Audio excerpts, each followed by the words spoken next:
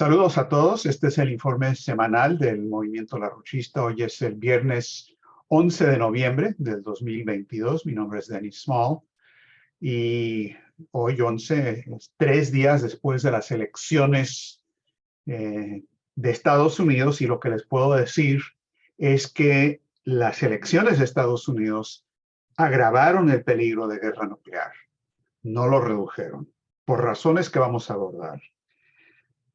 El aspecto más interesante o la declaración más interesante de toda la jornada electoral de los últimos días no fue el hecho de que los republicanos parece que van a tomar control de la Cámara con una mayoría más pequeña de lo esperado. No se sabe lo que va a pasar en el Senado porque hay tres senadurías que todavía están en disputa y está muy peleado eso, y el partido que gane 2 de esos 3 es el que va a tener mayoría. Una de esas elecciones del estado de Georgia va a ir a una segunda vuelta el 6 de diciembre, así es que no se va a saber el resultado de eso sino hasta dentro de más de una semana. Lo más importante no es el hecho de que no hubo ninguna llamada onda roja abrumadora. Rojo es el color del Partido Republicano. Se hablaba de que en estas elecciones el Partido Republicano iba a arrasar porque lo que ha hecho Biden ha sido tan terrible en economía y las provocaciones de guerra tan grandes que esto crearía las condiciones para una gran victoria republicana. Es cierto que Biden era totalmente vulnerable, pero lo que pasó es que los republicanos por una serie de errores y de falta de concepto estratégico, simplemente no aprovecharon eso. Buena parte de la responsabilidad de eso corre por cuenta de Donald Trump, que por ególatra y por falta de concepto estratégico insistió que la elección era sobre el tema de Donald Trump y no el tema ni de Ucrania ni el tema de la economía. Y nos consta, hemos hablado con asesores muy cercanos de Donald Trump que trataron de introducir la idea de que se tenía que hablar de la guerra, el peligro de guerra nuclear, y que había que maximizar las voces republicanas. Algunas sí se pronunciaron, pero maximizar las voces que se estaban pronunciando en contra de seguir armando a Ucrania. Pero los asesores más cercanos de Donald Trump y, a nuestro entender, el propio Donald Trump dijo, no vamos a hablar del tema de Ucrania. A la población no le interesa el caso de Ucrania. A la población lo que le interesa es Donald Trump. Bueno, a Donald Trump le interesa Donald Trump, pero a la población estadounidense, otro aspecto de esta contienda, que no es lo más importante, pero hay que mencionarlo, es que hubo una participación muy alta. El voto no es obligatorio en Estados Unidos, así es que hubo una participación sorprendentemente alta, pero eso porque estadounidenses estamos altamente preocupados por el tema de la inflación y el tema de la economía. Es el tema principal, es lo que le preocupa a la gente. Y segundo, el tema de la guerra en Ucrania, el peligro de guerra nuclear. Entonces, pues los republicanos no aprovecharon, ni mucho menos, sino que simplemente dejaron toda esa realidad a un lado, y por lo tanto, estas elecciones lo que han hecho es simplemente agravar el peligro de guerra nuclear. Y ahorita les explico por qué. Pero cabe señalar un aspecto muy importante de la elección. No sé si ustedes habrán visto en estos últimos días que hay una tremenda crisis en el mercado de los Bitcoin, de las criptomonedas. Bueno, crisis encima de crisis, porque esto ya lleva tiempo. Pero en particular, uno de los cambios de criptomonedas más importantes, que se llama FTX, se ha ido a la quiebra. Ahora es interesante porque FTX antes era uno de los cambios que había rescatado a otros que habían ido a la quiebra. Entonces ahora ya el bombero murió con esto también. Y el dueño de esto es un tipo que se llama Sam Bankman-Fried. Ahora resulta que este Sam Bankman-Fried es el segundo más grande de todos los contribuyentes de la contienda electoral para el Congreso del lado demócrata. Después de George Soros, este señor Bankman-Fried dio 39 millones de dólares para diferentes campañas. Entonces, eso es lo que financia buena parte del Partido Demócrata. Resulta que el número 2 de a bordo, ahí en esa misma compañía, FTX, el brazo derecho de Bankman-Fried es un tal Ryan Salomé. Ryan Salomé es el tercero en contribuciones financieras, con 24 millones de dólares, al Partido Republicano, después de Steve Schwarzman y Peter Thiel. Entonces, tenemos dos grupos financiados por los expertos en los esquemas Ponzi. Este no es un sistema de dos partidos, es un sistema de dos Ponzis, como acaba de aclararlo Paul Gallagher de nuestra revista IR. Eso es lo que está pasando aquí. Esto fue una pelea entre Wall Street y Wall Street. Y no nos debe sorprender, por lo tanto, que no querían de ninguna manera que saliera la verdadera pelea sobre el peligro de guerra y lo que está detrás de eso, que es la bancarrota final del sistema financiero internacional, donde estos esquemas Ponzi y estos banqueros son los dueños de ese sistema en bancarrota. Ahora, si todo eso no es lo más interesante de esta contienda electoral, ¿qué es lo que sí es lo más interesante e importante? Diría importante, porque... y esto es una declaración que hizo el 3 de noviembre, 5 días antes de las elecciones, el 8 de noviembre. Y es una declaración que hizo el almirante Charles Richard. El almirante Charles Richard es el comandante del Comando Estratégico de Estados Unidos.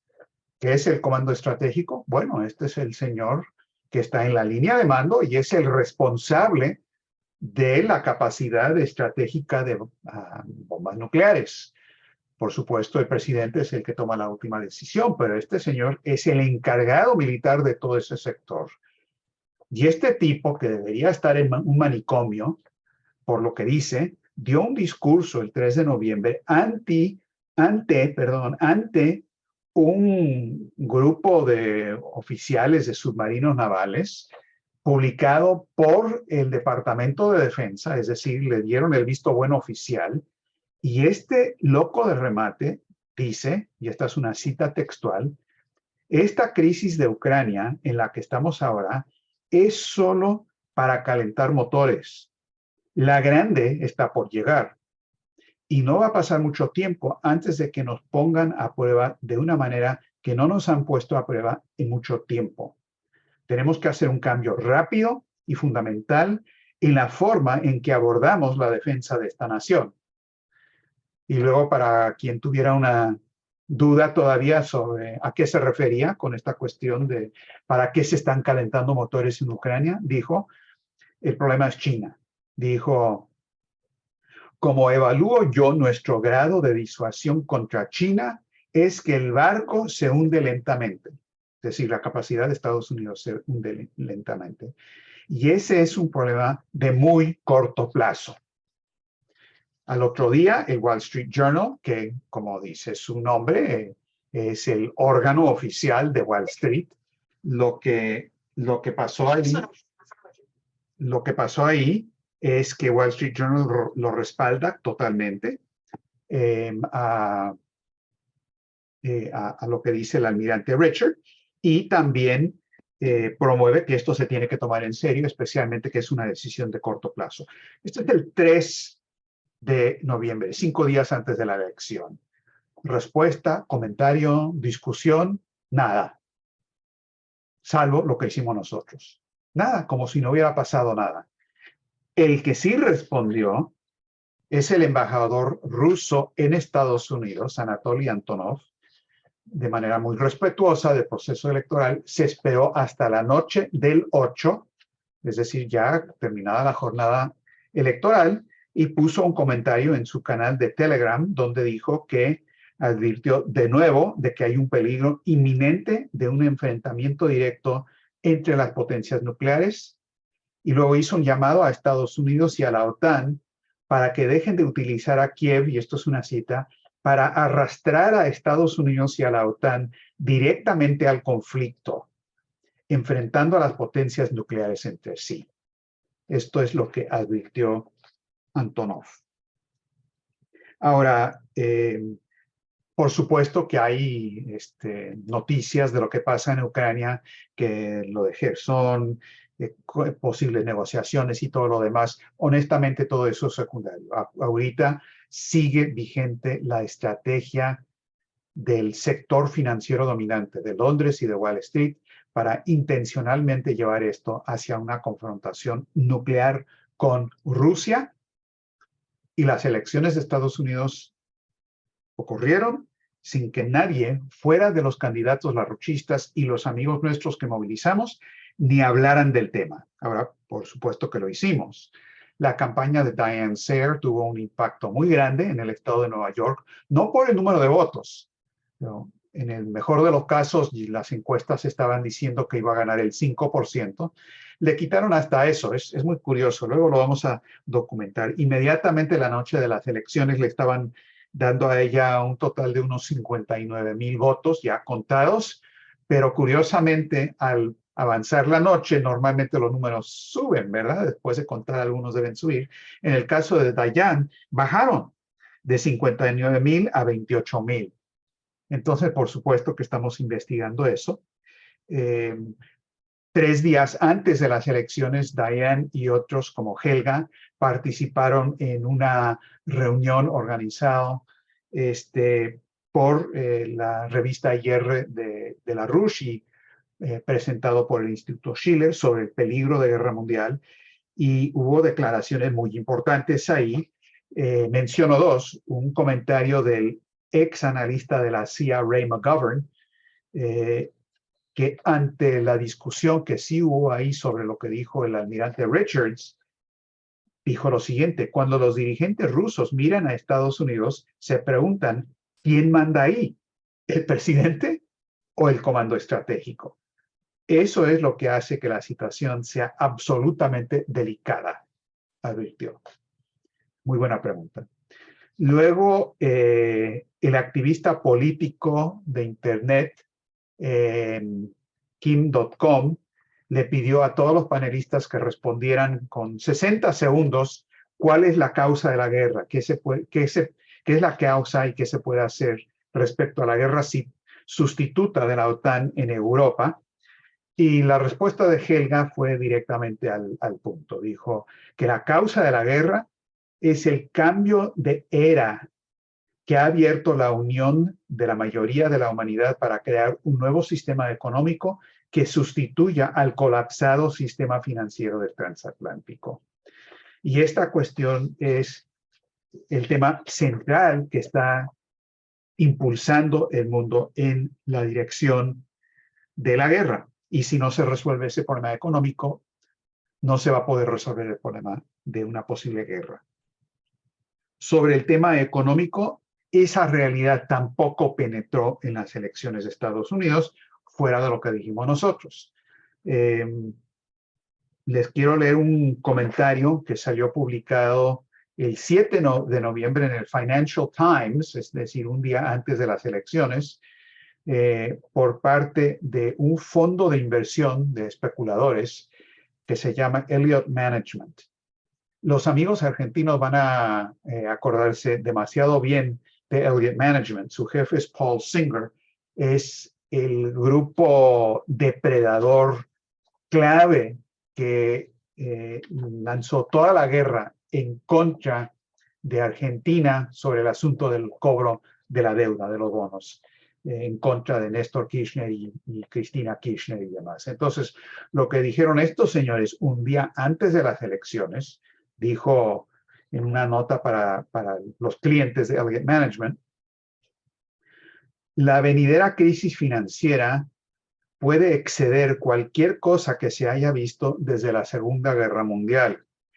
Y la gente que invierte no deben pensar que ya han visto todo simplemente porque han conocido y vivido las últimas situaciones calamitosas, como por ejemplo el shock del petróleo de los 70s, la quiebra del Internet, de los .com, que ocurrió, de las acciones de disque tecnología, y la crisis financiera del 2008. Que todo eso no es nada comparado a lo que se viene. Eso entonces lo dice este fondo famoso, pero los candidatos fuera de los nuestros no hablan del tema. Entonces estamos en una situación donde el periodo electoral, esto transcurrió y los temas centrales que enfrenta la humanidad simplemente no se abordaron fuera de lo que el movimiento LaRouche llevó a la batalla política, por una serie de razones. Ahora, lo que quiero señalar es que en Alemania sí se está despertando la gente. O sea, esta no es una condición permanente de Occidente. Esto es una situación muy fluida en Estados Unidos, en Europa y en el mundo entero. Pero, por ejemplo, en Alemania, para todos ustedes que se han estado preguntando y nos han preguntado a nosotros muy correctamente, ¿qué pasa en Europa? ¿Cómo es posible que ellos acepten este harakiri de suicidarse con las sanciones? Bueno, ya están habiendo protestas muy significativas. Esto se vio en el viaje de Scholz de Alemania a China, donde se reunió con Xi Jinping, y aunque fue una cosa muy delicada, establecieron, y Scholz dijo que es muy necesario tener relaciones económicas positivas con China. Scholz llevó consigo 8 de los principales empresarios del país, de las grandes compañías industriales, de la química, etcétera, etcétera. Siemens, BASF y otros. Y estos 8, al regresar de China, emitieron una declaración conjunta donde hicieron un llamado a la cordura de que Alemania tiene que mantener buenas relaciones económicas con China porque esto beneficia a Alemania y a toda Europa y no simplemente a China.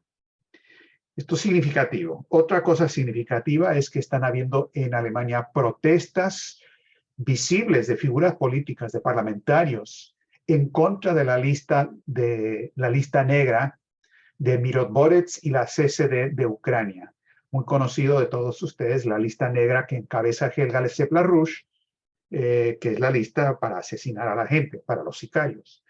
Entonces, el dirigente de la SPD, Mützenich, hizo declaraciones protestando porque él está en esa lista y lo respaldaron otros dirigentes importantes del Partido Socialdemócrata de Alemania, un tal Klingbeil. Klingbeil es dirigente, uno de los máximos dirigentes de la SPD. Y en fin, este tema se está tratando. Pero quizás lo más importante de Alemania, como parte del proceso que está ocurriendo, es que hay una ola de manifestaciones y protestas callejeras en el país en contra de la inflación, en contra de las sanciones locas y en contra de esta trayectoria hacia la guerra. Según encuestas que se han hecho en las últimas semanas, último mes, 2 meses, cada semana han habido un promedio de 500 manifestaciones en Alemania con una participación promedio total de 100,000 personas.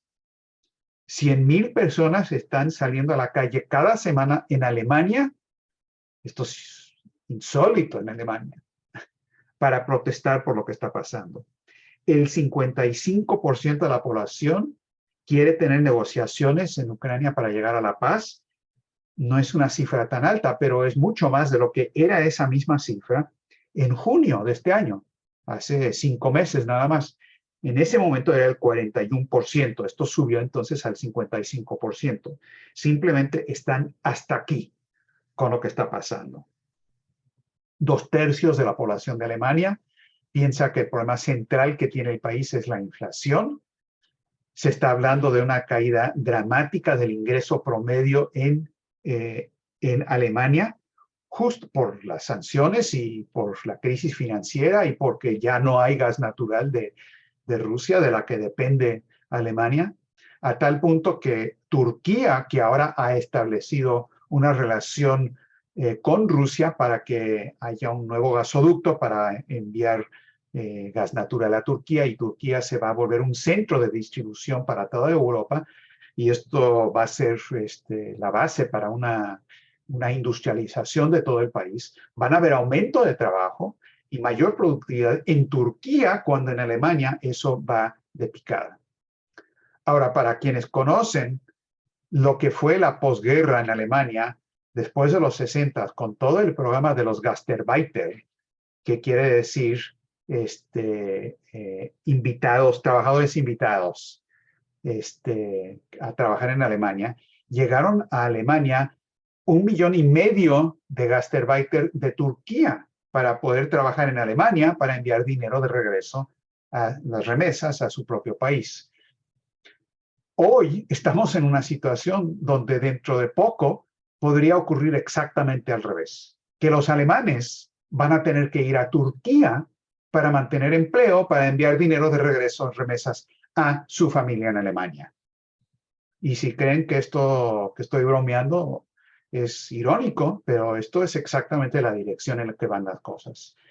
Los mexicanos deberían tomar buena nota de esto, ya que conocen bien el problema de los trabajadores migratorios y el problema de las remesas y todo lo demás. Entonces, todo este es el cuadro estratégico. Ahora, ojo, para los que están escuchando este informe en diferido, este no es el momento de apagar este video, porque todo lo que he dicho es para llegar al meollo de la situación y lo que se puede hacer. Esta es la parte más importante. Es que se viene un cambio tectónico, dramático, empezando en Asia. El grupo de los 20 se va a reunir en Bali, en Indonesia, el 15 y el 16 de este mes. Esta reunión no va a ser como las reuniones anteriores, porque los países del sector subdesarrollado simplemente no van a aceptar que se les siga imponiendo un régimen de sanciones que los está destruyendo. Y resulta que el gobierno de Indonesia y un grupo asociado a los no alineados realizó una conferencia de una semana entera en Bali y en Indonesia en general, en Yakarta, sobre el 67 aniversario de la conferencia de Bandung que estableció los no alineados en 1955. Entre las personas invitadas a hablar ahí en esa reunión figuró Helga Seppler-Rusch, que dio un discurso hablando de la importancia del espíritu de Bandung para resolver los problemas que enfrenta la humanidad ahora. Y ella hizo un llamado urgente para que de la reunión de grupo de los 20, que las voces de los no alineados se tienen que alzar en esa reunión exigiendo un cambio de la arquitectura económica y de seguridad internacional para cambiar este peligro de guerra y para parar el colapso económico. Y que si eso no resulta en el grupo de los 20, tienen que llevar eso inmediatamente a una reunión extraordinaria de la Asamblea General de las Naciones Unidas, porque no hay tiempo para esperar. Ahora, otros cambios significativos en Asia, y esto realmente es extraordinario, lo que les voy a mencionar ahora, esto es muy fuera de lo común. El ministro de Defensa de la India, civil, se llama Rajnath Singh, acaba de dar un discurso en el Colegio Nacional de Defensa de la India sobre la seguridad nacional. Y lo que dijo es que ante los desafíos graves a la seguridad nacional e internacional que están ante nosotros, ¿cómo abordamos eso? Y citó en detalle a Martin Luther King y a Mahatma Gandhi como las fuentes de las ideas para superar la crisis de seguridad. Dijo que la seguridad se tiene que volver una empresa verdaderamente colectiva y podemos crear un orden global beneficioso para todos. Dijo, no podemos pensar que la seguridad es un juego de suma cero. Tiene que ser algo que es un juego de ganar-ganar. Abro paréntesis. esa frase está asociada a China.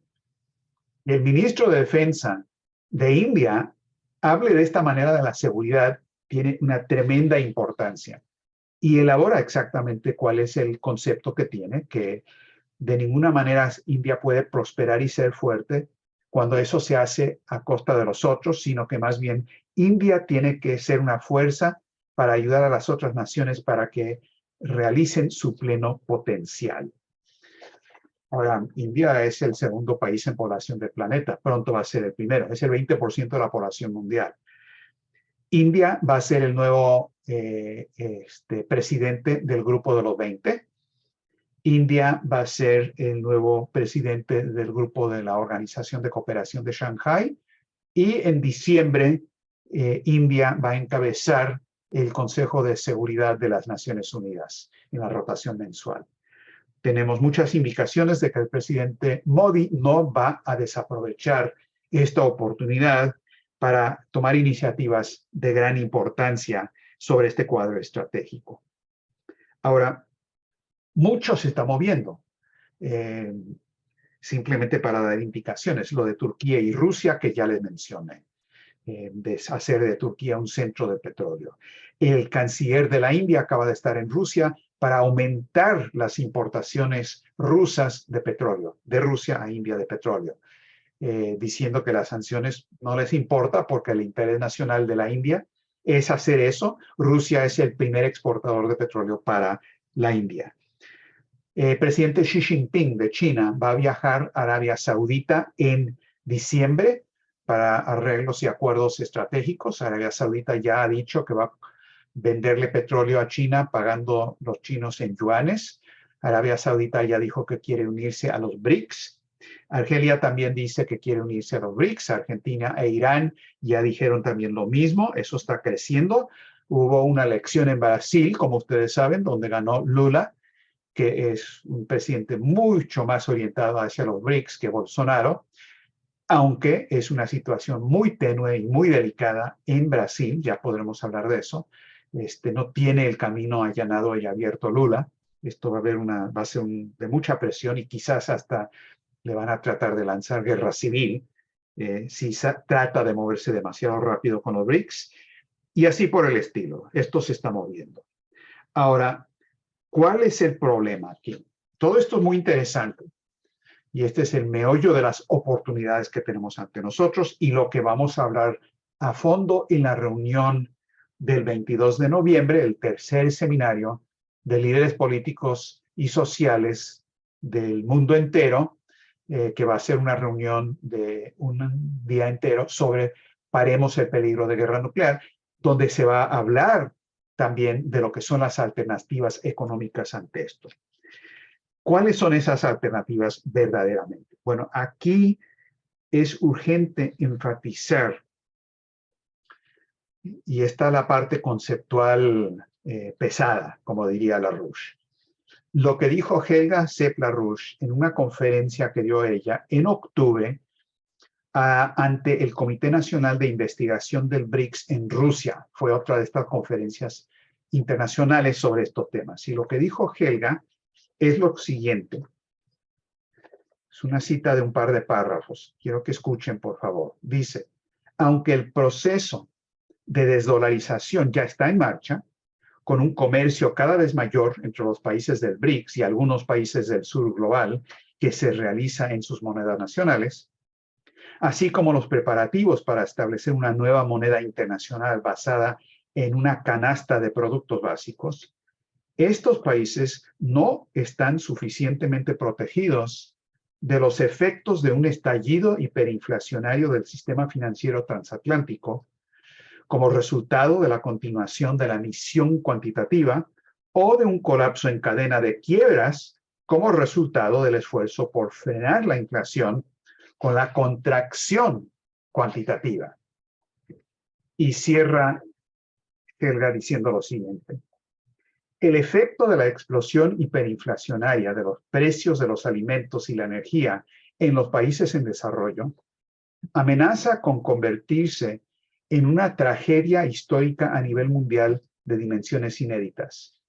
Todos estos factores contribuyen a que las actuales capacidades industriales, tanto de Occidente como del BRICS más el sur global, estén muy por debajo de lo que se necesitaría para mantener la actual población mundial. Quiero subrayar eso, porque ante la discusión de los que proponen simplemente rompamos y que el Occidente se vaya al infierno, no nos importa, dice Helga, en base a la ciencia de la economía física de Lino LaRouche, dice que ni Occidente ni los BRICS más el sur global ahora están muy por debajo de lo que se necesitaría para mantener la actual población mundial. Si los países del BRICS y sus socios quieren poner remedio a esta situación, la única opción fiable y no inflacionaria es movilizar todos los recursos disponibles de ese grupo de naciones para un programa coordinado con la ciencia como vector. Es decisivo dar prioridad a los nuevos avances científicos que conllevan densidades de flujo de energía tendencialmente más altas que permiten, por tanto, densidades relativas potenciales de población más altas. Una correlación que es uno de los aspectos más cruciales de la ciencia de la economía física, que la diferencia completamente del monetarismo. O sea, se requiere la introducción de nuevas plataformas de avance tecnológico para lograr aumentos de la densidad de flujo energético que conlleva la capacidad de aumentar la densidad relativa potencial de población para asegurar que el desplome del sistema del transatlántico no hunda el planeta entero en una hecatombe al estilo de la era de tinieblas. Y esto nos lleva, y con esto termino, al tema de Vladimir Vernadsky, que es el tema que vamos a abordar en la conferencia mañana, porque Vernadsky en su momento, en los años 20 y 30 y los 30, empezó a hablar de este tema que LaRouche elaboró como la ciencia de la economía física. Por ejemplo, en su escrito de 1938 de Vernadsky, La transición de la biosfera a la noósfera, Vernadsky habla de la población posible. Dice, la población de la Tierra ahora ha llegado a la cifra previamente sin precedente de casi 2.000 millones de personas, a pesar de las pérdidas provocadas por las guerras, la inanición y las enfermedades. Que cesen tales reliquias de barbarie, dice Vernadsky. Esto se podría lograr libremente aún ahora. Está hablando en el 38. La posibilidad de que no ocurran ya está al alcance del hombre y la voluntad informada por la razón inevitablemente emprenderá este camino, ya que se corresponde a la tendencia natural del proceso geológico. Y luego Vernadsky elabora en este mismo libro, habla de lo que puede ser la densidad relativa potencial de población. Él no usa esa frase, pero habla de lo mismo. Dice que en este momento, si tomamos en cuenta la energía que suministra el sol, la agricultura hace posible mantener a 150 personas en cada kilómetro cuadrado. Es decir, se podría mantener una población de 22.500 millones de personas en el planeta. Pero dice, está hablando en el 38, utilizando las nuevas fuentes energéticas, la Tierra podría mantener una población de 3 billones de personas, es decir, más de 10 millones de veces mayor que la población actual. Estas cifras se deberían aumentar enormemente, ya que el hombre ahora puede utilizar una fuente de energía, la energía conectada al núcleo atómico. ¿Y de dónde viene toda esta capacidad? Pues escuchemos lo que dice Vernadsky, una década antes, en el 28, en su libro La biosfera. Dice, el poder del hombre está conectado no con su materia, sino con su cerebro, sus pensamientos y su trabajo guiado por su mente. En la historia geológica de la biosfera, se abre un gran futuro para el hombre si se da cuenta de eso y si no dirige su mente y su trabajo hacia su autodestrucción. Este nuevo estado de la biosfera al que nos estamos aproximando sin darnos cuenta es la noósfera. Aquí enfrentamos otro enigma. Si el pensamiento no es una forma de energía, cómo puede modificar los procesos materiales. Y los dejo con esa pregunta de Vernadsky y la solución que Lyndon LaRouche le da a esa pregunta y a muchas otras, como la verdadera solución a la crisis existencial que la especie humana enfrenta en este momento.